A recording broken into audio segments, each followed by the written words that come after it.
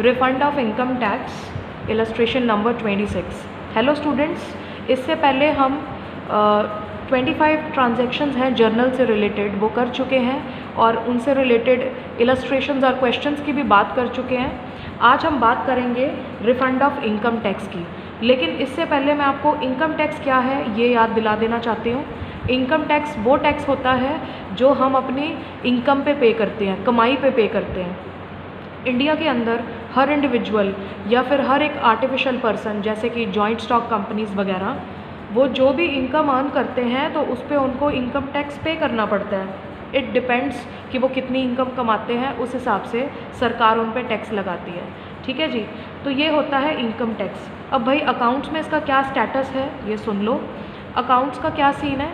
Accounts के अंदर income tax को एक तरीके से ड्राइंग्स माना जाता है। देखो यहाँ पे प्रोप्राइटर है, यानी कि जो ओनर है वो अपनी इनकम पे अगर इनकम टैक्स पे कर रहा है तो ये उसका पर्सनल कॉन्सेप्ट है ना भाई, ये बिज़नेस का खर्चा थोड़ी है, ये तो बिजनेसमैन का खुद का पर्सनल खर्चा है। इसके लिए अगर वो बिज़नेस से पैसा निकालता है तो ये होती हैं ड्राइंग्स। ठीक है, तो अगर कई बार क्या होता है, एक जो असेसी है या टैक्स पे करने वाला इंसान है वो ज़रूरत से ज़्यादा टैक्स पे कर दें तो इनकम टैक्स डिपार्टमेंट बेटा उस पैसे को रखता नहीं है, वो उस पैसे को वापस कर देता है जिस पर्सन ने टैक्स पे किया है उसको। ठीक है, क्योंकि ऑब्वियसली इनकम टैक्स डिपार्टमेंट आपसे उतना ही टैक्स लेगा जितना आपका बनता है। तो जो ये एक्स्ट्रा टैक्स वापस किया जाता है इसको हम रिफंड ऑफ इनकम टैक्स बोलते हैं। ठीक है, और रिफंड ऑफ इनकम टैक्स के अंदर हम क्या लिखेंगे? Received 1500 as refund of income tax. ठीक है, तो मैं आपको इसकी जर्नल एंट्री बता देती हूँ। क्या है कि हमें 1500 इनकम टैक्स रिफंड के रूप में मिला है, तो हम इसकी जर्नल एंट्री क्या करेंगे? Cash account debit to capital account. ठीक है जी, देखिए जब बिजनेसमैन ने टैक्स पे करने के लिए पैसा निकाला था तो वो ड्राइंग्स था। ठीक है, लेकिन जब उस पैसे को दोबारा से बिज़नेस के अंदर डाला गया, देखो रिफ़ंड आया है, वो पैसा आया है वापस, तो वो बिज़नेस के अंदर ही जाएगा, तो वो बिज़नेस की कैपिटल में जाके इंक्लूड हो जाएगा, क्योंकि वो ऐसा पैसा है जो ओनर ने बिज़नेस के अंदर लगाया है। ठीक है, तो cash account debit to capital account 1500। ठीक है, देखो the amount received will increase cash and capital simultaneously. It should be observed here that when income tax is paid, drawings account is debited, but when it is refunded, capital account is credited. जब आप income tax पे करते हो ना तो entry क्या होती है? Drawings account debit. ये शायद पहले डिस्कस भी हुई है इलस्ट्रेशंस के अंदर, अगर नहीं भी हुई है तो आप दोबारा देख लेंगे। जब भी ओनर जो है वो इनकम टैक्स पे करता है तो drawings account debit to cash account होता है। देखो मैंने आपको पहले ही बता दिया है कि ये जो ड्राइंग्स हैं ये पर्सनल खर्चा है एक ओनर का, और पर्सनल खर्चे तो ड्राइंग्स के रूप में ही देखे जाते हैं। ठीक है, then transaction number 27, goods purchased और सोल्ड थ्रू वीपीपी। ठीक है, इसका क्या मतलब है? ये वो गुड्स हैं जो वीपीपी के ज़रिए परचेज या सेल किए गए हैं। वीपीपी थोड़ा सा डिस्कस करना चाहती हूँ। वैल्यू पेबल पार्सल, इसका क्या मतलब है? ये ऐसा पार्सल है जिसकी वैल्यू आप तब पे करते हैं या तो जब आप इसको मंगवा रहे हैं या जब ये पार्सल आपको रिसीव हो जाता है। जैसे आपने देखा होगा, आप ऑनलाइन शॉपिंग करते हैं तो कई बार कैश ऑन डिलीवरी वाला कंसेप्ट होता है। जब वो पार्सल आपके घर पे आ जाता है तो आप पार्सल देने वाले को पैसे पकड़ा देते हो। ठीक है, या तो ये, या फिर जब आप अमेज़ॉन से शॉपिंग करते हो या और भी कोई ऑनलाइन शॉपिंग साइट है तो आप वहाँ पेमेंट कर देते हो और फिर कुछ दिन बाद आपका जो पार्सल है वो आ जाता है। तो बेटा जब भी इसके ज़रिए गुड्स परचेज़ या सेल किए जाएंगे तो कोई नई बात नहीं है, उसमें परचेज़ या सेल की ही एंट्री आएगी, लेकिन किस तरीके से ये मैं बता देती हूँ। Example, received a VPP for goods worth ₹900। आपने कुछ ख़रीदा था तो उसके लिए आपको वीपीपी यानी कि वैल्यू पेबल पार्सल आया है 900 रुपये का। तो देखिए बेटा अब एंट्री कैसे करेंगे? Purchase account debit to cash account. ठीक है, आपने कोई सामान परचेज़ किया है, गुड्स बिज़नेस के अंदर आए हैं, इसलिए परचेज अकाउंट जो है वो डेबिट हो गया, और बिज़नेस में से कैश जो है वो बाहर चला जाएगा तो कैश अकाउंट क्रेडिट हो जाएगा। सिंपल एंट्री, बिल्कुल भी डिफरेंट नहीं है। Now example number 2, sent goods to a customer by VPP 2000। हमारा बिज़नेस है, हमारे किसी कस्टमर ने ऑर्डर किए हैं गुड्स थ्रू वीपीपी, हमने उनको सेंड किए हैं 2000 के गुड्स हैं। ठीक है, 2000 के जो गुड्स हैं वो हमने उसको सेल किए हैं, भेजे हैं। अब एक बात याद रखना, जब एक बिज़नेस VPP जो है वो भेजता है कस्टमर को, तो मैंने आपको पहले ही बताया सिर्फ कुछ केसेस में ही इसकी डायरेक्ट पेमेंट होती है, ज़्यादातर कैश ऑन डिलीवरी वाला सिस्टम होता है। जब तक कस्टमर तक वो पार्सल नहीं पहुंचेगा तब तक आपको पैसे भी नहीं मिलेंगे। तो फॉर द टाइम बीइंग आप क्या एंट्री करेंगे, customer account debit to sale account 2000, ठीक है, कस्टमर डेबिट हो जाएगा और सेल अकाउंट क्रेडिट हो जाएगा 2000, ठीक है। हाँ जी, now we will do the next transaction which is related to GST।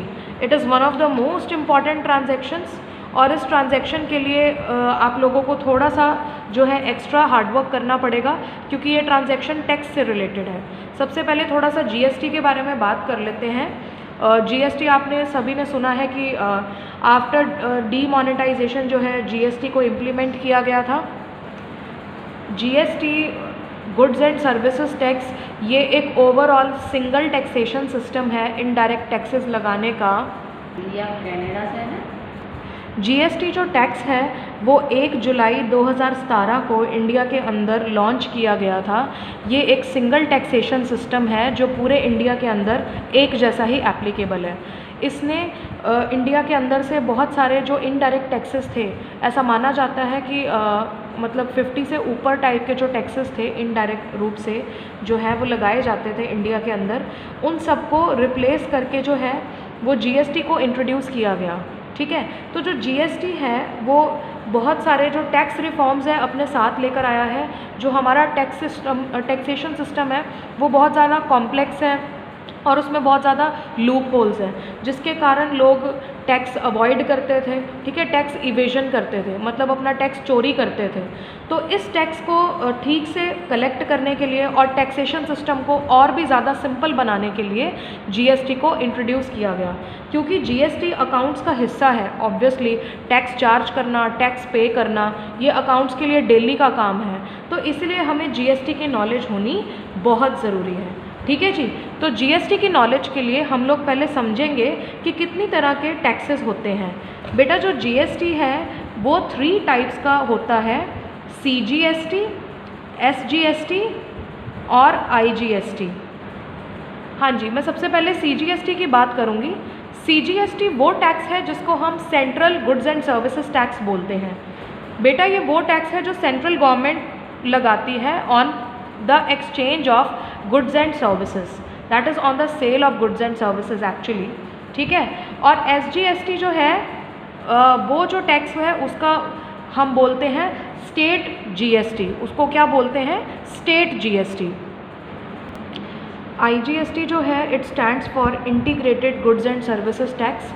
ये 3 फॉर्म्स हैं GST जिनको चार्ज किया जाता है इंडिया के अंदर। मैं इनके बारे में आपको थोड़ा थोड़ा बताऊंगी, इनको बताना बहुत ज़रूरी है। Central GST is levied by, जो CGST है उसको सेंट्रल गवर्नमेंट लेवी करती है, SGST है उसको स्टेट गवर्नमेंट लेवी करती है यानी कि लगाती है, और जो IGST है बेटा वो एक मिक्स रूप का टैक्स होता है जिसको इंट्रा स्टेट, जो इंटर स्टेट ट्रांजेक्शन्स हैं उन पे लगाया जाता है। मतलब जब आप एक स्टेट से दूसरे स्टेट में सेल या परचेज कर रहे हो। देखो बेटा जब CGST और SGST है ना वो हमेशा इंट्रा स्टेट ट्रांजैक्शन पे ही लगाया जाएगा। जब आप विद इन द स्टेट जो है टैक्स पे कर रहे हो, ठीक है, मतलब विद इन द स्टेट ही आप कोई ट्रांजैक्शन कर रहे हो, सेल की कर रहे हो, परचेज की कर रहे हो, तो उस पर 2 तरह के टैक्स लगते हैं, CGST और SGST। CGST से जो कमाई होगी वो सेंट्रल गवर्नमेंट को जाएगी, SGST से जो भी पैसा इकट्ठा होगा वो स्टेट गवर्नमेंट को जाएगा। लेकिन जो IGST है बेटा वो इंटर स्टेट ट्रांजैक्शंस पे लगाया जाता है, यानी कि वो ट्रांजैक्शंस जो वन स्टेट से दूसरे स्टेट में हो रही है। तो जो IGST है बेटा वो जो है मतलब उसकी जो प्रोपोर्शनल इनकम होती है उससे जो भी पैसे इकट्ठे हो रहे हैं उसका कुछ प्रोपोर्शन तो सेंट्रल गवर्नमेंट को दिया जाता है और कुछ प्रोपोर्शन स्टेट गवर्नमेंट को दिया जाता है, ठीक है जी। अब जो मेन 3 बेसिक एंट्रीज़ होती हैं हर जगह वो कैसे होती हैं, इन एंट्रीज़ को समझ लेंगे पहले थोड़ा सा। When goods are purchased locally, that is intra state, हम क्या कर रहे हैं, गुड्स को सिर्फ लोकली परचेज कर रहे हैं, मतलब स्टेट के विद इन ही। तो purchase account debit to creditors account आप नॉर्मल ट्रांजैक्शन करते थे, मतलब अगर आपने गुड्स जो हैं क्रेडिट पे परचेज़ किए हैं तो।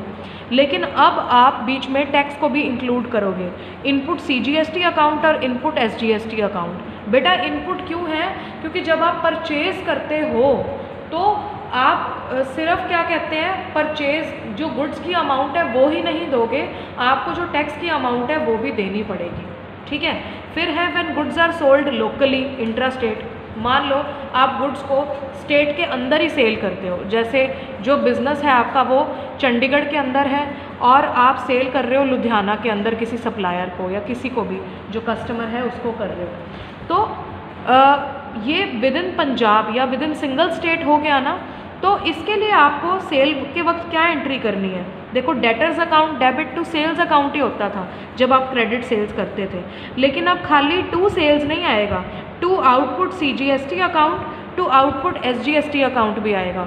देखो अब इस केस में जो आप पैसा है वो खाली गुड्स एंड सर्विसेज का नहीं लोगे, जिसको आप सेल कर रहे हो उससे टैक्स जो है वो भी चार्ज करोगे, ठीक है। फिर देखो परचेज में आपने टैक्स पे किया था और सेल में आपने टैक्स चार्ज किया था। अब ये डिपेंड करता है कौन सी अमाउंट बड़ी है, ठीक है बेटा।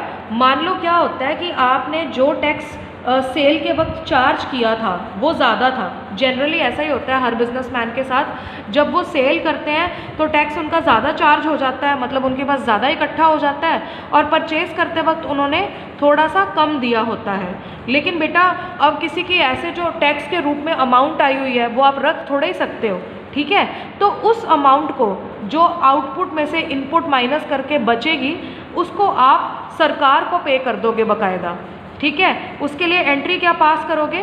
To electronic cash ledger account. यहाँ पे मैं एग्जांपल देना चाहती हूँ, जैसे आपको CGST मिला था 20,000 और आपको SGST मिला था 10,000, टोटल अमाउंट है 30,000 की। फिर इनपुट CGST अकाउंट आपको क्या मिला है? देखो बेटा 15,000 जो है आपने पे किया था CGST और SGST आपने 5,000 पे किया है, यानी कि अब आप देख रहे हो आपने जो है 5,000 अभी भी कम पे किया हुआ है CGST और SGST भी 5,000 कम पे किया है, मतलब आपके पास 10,000 रुपये एक्स्ट्रा आए पड़े हैं, क्योंकि जो आपको रिसीव हुआ था उसमें से आपने कटिंग कर ली उस पैसे की जो आपने पे किया, लेकिन जो रह गया है उस पर तो सरकार का हक है ना, आपका थोड़ी है। तो उसको आप to electronic cash ledger account में डाल दोगे। तो कितना डालोगे आप? 5 + 5 10,000, ठीक है जी, समझ आ गया। और ये एक बात समझने वाली आपको जो है वो यहाँ पे देखनी पड़ेगी कि जितना भी आउटपुट CGST है और SGST है उसका कंपैरिजन आपको रिस्पेक्टिव टैक्सेस के साथ करना है, मतलब CGST का कंपैरिजन CGST के साथ करना है, फिर SGST का SGST के साथ, ठीक है जी। इस तरीके से ये वाली जो ट्रांजैक्शन है वो सॉल्व होगी। इसको जो नेक्स्ट इलस्ट्रेशन है, इलस्ट्रेशन 21, उसमें बहुत डीपली और अच्छे से एक्सप्लेन किया गया है। You have to try this illustration and practise it yourself, okay. Transaction number 29 sorry, this is the last transaction of journal which is return of goods, ठीक है। देखो अब गुड्स जो रिटर्न किए जाते हैं, ऑब्वियसली अगर आपका कोई कस्टमर है या आप अपनी खुद की बात ले लेते हो, अगर आपने किसी से गुड्स खरीदे हैं और आपको वो पसंद नहीं आया है तो आपको पूरा राइट है उन गुड्स को रिटर्न करने का, है कि नहीं। तो हम रिटर्न तो करते ही हैं गुड्स को, लेकिन जब गुड्स रिटर्न किए हैं तो वो किस तरीके से उनकी एंट्री की जाएगी ये हमें देखना है। बेटा रिटर्न के अंदर हम दो तरह की रिटर्न स्टडी करते हैं, एक तो परचेज रिटर्न और दूसरी है सेल्स रिटर्न, ठीक है जी। परचेज रिटर्न जो है उसमें हम क्या देखेंगे कि हमने जो गुड्स परचेज़ किए थे किसी और से, हमारा प्रॉपर बिजनेस है, हमने किसी सप्लायर से गुड्स परचेज़ किए थे, वो हमें पसंद नहीं आए या वो डिफेक्टिव क्वालिटी के थे तो हमने उसको रिटर्न कर दिया, तो उसको बोलते हैं जी परचेज रिटर्न। सेल रिटर्न का मतलब है कि हमने अपने किसी कस्टमर को गुड्स सेल किए थे, अब कई बार अगर हमें चीज़ नहीं पसंद आती तो हो सकता है कस्टमर को भी ना पसंद आए या गुड्स कस्टमर को जो हमने दिए हैं वो डिफेक्टिव निकल जाए, तो कस्टमर को पूरा हक है हमें गुड्स रिटर्न करने का, तो इसीलिए हम इसको क्या बोलेंगे? Cell return. Cell return customers के द्वारा की जाती है, परचेज रिटर्न हमारे द्वारा किसी आउटसाइडर को किया जाता है, ठीक है जी। इसको समझने के लिए हम एक इलस्ट्रेशन जो है उसको सॉल्व करेंगे। Illustration number 23, journalise the following transaction in the books of Sudesh Mahajan. आपको ये ट्रांजैक्शंस दी गई हैं डेट के साथ, आपको इसी तरीके से पूरा प्रॉपर जर्नल का फॉर्मेट बनाते हुए ट्रांजैक्शंस को सॉल्व करना है। Purchased goods for 15,000 from Pargat, simple सी एंट्री है, purchase account debit to Pargat 15,000। Then is sold the above goods to Dhyanchand for 18,000। Dhyanchand को आपने सेल कर दिए, लेकिन कितने, सारे नहीं, सिर्फ आपने सारे ही गुड्स सेल किए हैं, लेकिन कितने में, 18,000 में।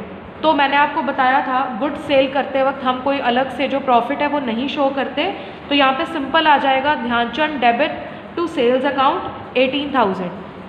देन इज May 5 की ट्रांजैक्शन, ये बहुत एक इंपॉर्टेंट ट्रांजैक्शन है, थोड़ा ध्यान से सभी लोग इसको ऑब्जर्व करेंगे। Dhyanchand return 1/3 of the goods which in turn were return to परगट।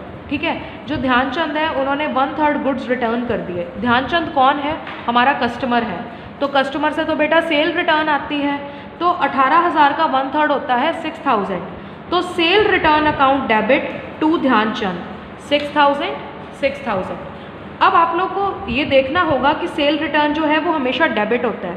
देखो सेल रिटर्न हमारे बिजनेस के लिए तो नुकसान की बात है ना, हमने किसी को सेल किया था तो उससे पैसे मिलने थे, अब वो बंदा अगर हमें गुड्स रिटर्न करके जा रहा है तो कहीं ना कहीं हमारे जो प्रॉफिट्स हैं, हमारी जो इनकम है वो कम हो जाएगी, हमारे बिजनेस के लिए तो नुकसान की बात है। इसीलिए sale return account debit to Dhyanchand 6,000। ठीक है जी। उसके बाद हमने वो जो गुड्स थे 6,000 के, ऑब्वियसली जिससे खरीदे थे उसी को ही रिटर्न करेंगे ना, क्योंकि जो हमारे कस्टमर को पसंद नहीं आए तो हमारे भी किसी काम के नहीं है, तो हमने वो जो गुड्स वापस आए थे वो परगट को रिटर्न कर दिए। लेकिन बेटा आप ध्यान रखना है, आपको 1/3 जो है यहाँ पे परगट को देते समय 1/3 15,000 का करना है, क्योंकि बेटा आप उससे जिस कॉस्ट पे लेकर आए हो आप तो उसी का ही 1/3 करोगे। तो यहाँ पे Pargat debit to purchase return account 5,000। देखो परगट क्यों डेबिट हुआ, डेबिट द रिसीवर, इसको भाई गुड्स मिलने वाले हैं तो ये डेबिट हो गया, पर्सनल अकाउंट का rule. To purchase return account, देखो बेटा परचेज रिटर्न हमारे लिए तो फ़ायदे की बात है।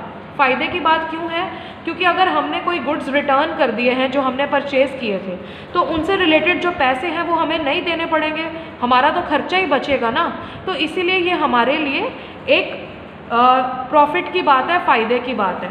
तो Pargat debit to purchase return account कितना, 5,000। याद रखेंगे यहाँ पे 15,000 का 1/3 करेंगे और 15,000 का 1/3 5,000 के इक्वल होता है। ठीक है जी। तो ये थी जर्नल से related last transaction which was return of goods. अब एक बहुत छोटा सा टॉपिक है, वैसे तो आप लोग ये कवर कर चुके हैं, मतलब अननोइंगली आपने ये कवर कर लिया है, बट स्टिल मैं आपको अलग से बताना चाहती हूँ।